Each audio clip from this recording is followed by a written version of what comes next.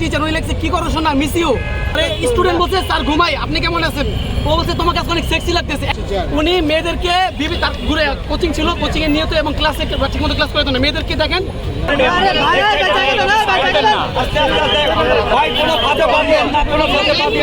আপনারা দেখেন, এই যে মিডিয়া আপনারা দেখেন, এই যে ওনার নাম আব্দুল শ্রাবণ। আমি আগে শেষ করি, আপনাকে বলি উনি মেয়েদেরকে তার ঘুরে কোচিং ছিল, কোচিং এ নিয়ত এবং ক্লাসে ঠিকমতো ক্লাস করে না। মেয়েদেরকে দেখেন কি পরিমাণ মেসেজ দিত। উনি টিচার উনি লেখছে কি করো শোনা মিস ইউ। পরে স্টুডেন্ট বলছে স্যার ঘুমাই, আপনি কেমন আছেন?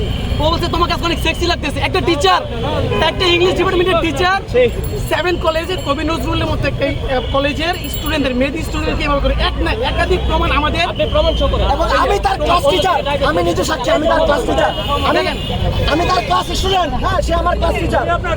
হ্যাঁ, উনি আপনার ক্লাস টিচার। হ্যাঁ, আমি আমার ক্লাস করছি। আমার সকল বান্ধবীদেরকে সে হ্যারাস করতো, কোচিং এ নিয়ে যাইতো, কোচিং এ বলতো কোচিং এ আইসো। হ্যাঁ, কোচিং এ নিয়ে যাওয়ার পরে বুকে পিঠে হাত দিত সে। ইংরেজি বিভাগ। হ্যাঁ, কি বিষয়ে ছাত্ররা থেকে আটক করেছে এগুলো বলেন। বিভিন্ন বিষয়ে সেক্সুয়াল হ্যারাসমেন্টের বিষয়ে কাকে হ্যারাসমেন্ট করছেন? ছাত্রদের না ছাত্রীদের?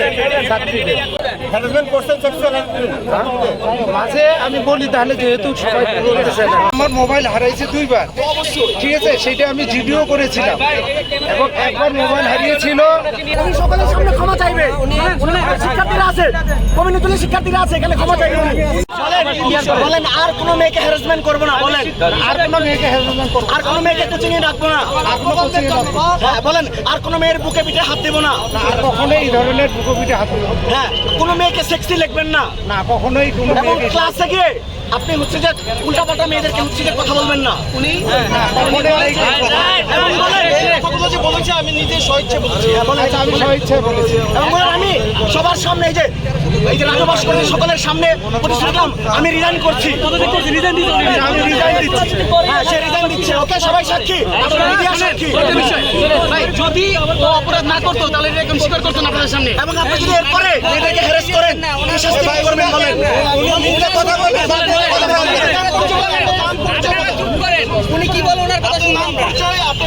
কোন জায়গায় চাকরি করেন সেটা দিয়ে শুরু করে বলেন। আচ্ছা, আমি ক্ষমা চাচ্ছি সবাই। কি বিষয় কেন ক্ষমা চাচ্ছেন?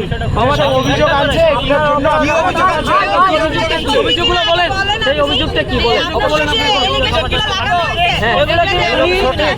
উনি আমাদের আপনার যে উপরে যেটা বলা হয়েছে এটা সঠিক। আপনি কি কখন সেটা দিব। উনি